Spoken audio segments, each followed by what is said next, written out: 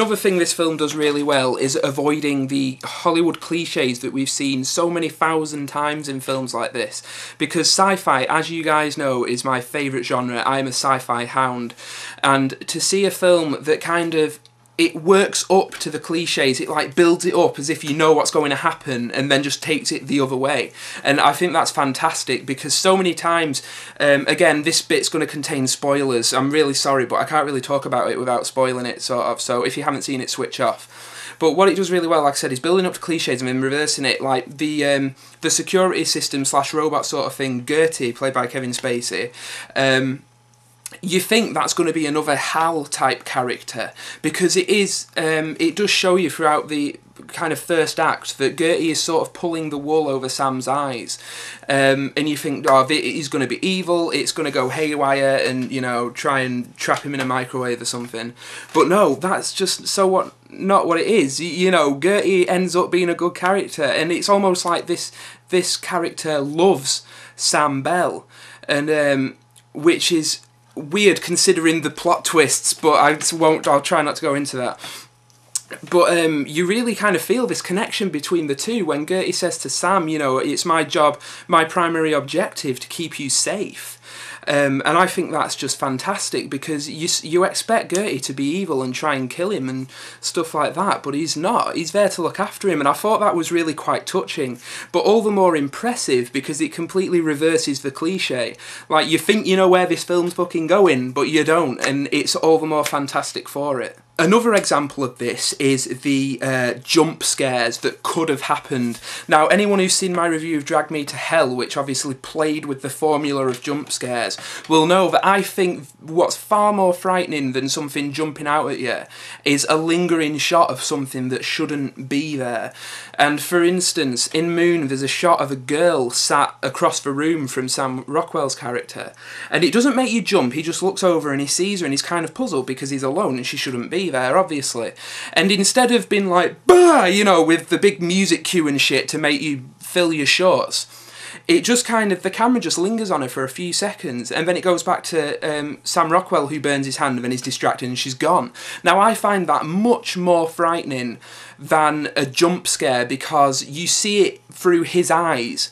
You know, you notice it. It's like you feel like you see her at the same time in the same way, rather than being made jump. You just see her and go, oh shit, you know, like, and he sees her a couple of times, and again, it's like it's building up to a jump scare, and you're kind of half expecting one. You're like, oh, it's gonna, you know, something's gonna jump out. There'll be a music cue, but there never is, and I think that's fantastic. I mean, Duncan Jones obviously knows how to crank the tension to 11 without having to resort to just making the audience jump, because you make the audience jump and they forget about it 5 seconds later, whereas if you genuinely unsettle them, they will take it home with them. And I was thinking about those shots all night after I'd seen the film, so that shows that it fucking worked. I thought it was fantastic. Two big things are going to come out of this film. First of all, Sam Rockwell should get an Oscar nomination for his performance as Sam Bell. He is absolutely fantastic, one of the best performances of the year. I mean, as good as, if not better than, Jackie Earle Haley as Rorschach in Watchmen. Yeah, I think Sam Rockwell is absolutely fantastic. But the other big thing, the one that really excites me, is the fact that the director, Duncan Jones, is going to go on to much, much bigger and grander things, you know. This dude knows how to make sci-fi. He obviously is in love with films like 2001: A Space Odyssey and Solaris and shit like that. And he's made his kind of love letter to that type of sci-fi, and it works so brilliantly. And I cannot wait to see what this guy does next. Like I said, he can unsettle the audience without relying on Hollywood schlock, and he really knows how to construct tension. And not only that, he wrote the film as well. It said story by Duncan Jones on the credits. He knows how to tell a powerful story. You know, this is a story about harvesting energy from the moon. You know, not the most personal story, but to focus on a character like Sam Bell, it makes the story completely human and touching, and it feels a lot more self-contained and really personal. It's obviously a very personal film that deals with themes of, you know, identity and destiny and stuff like that.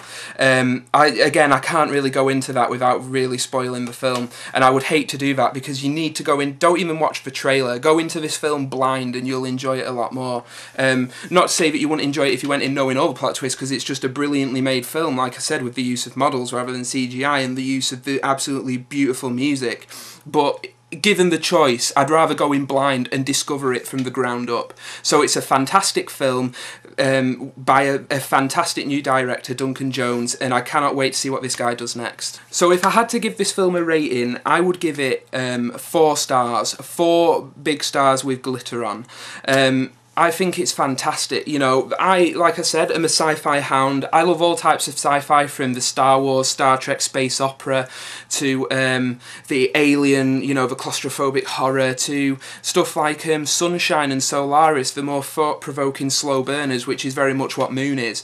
So it's just an absolutely brilliant sci-fi movie, well worth your time. I think it might be on limited release in America, so if you can track down a print and go and see it at a theatre, do it, because it's a brilliant film.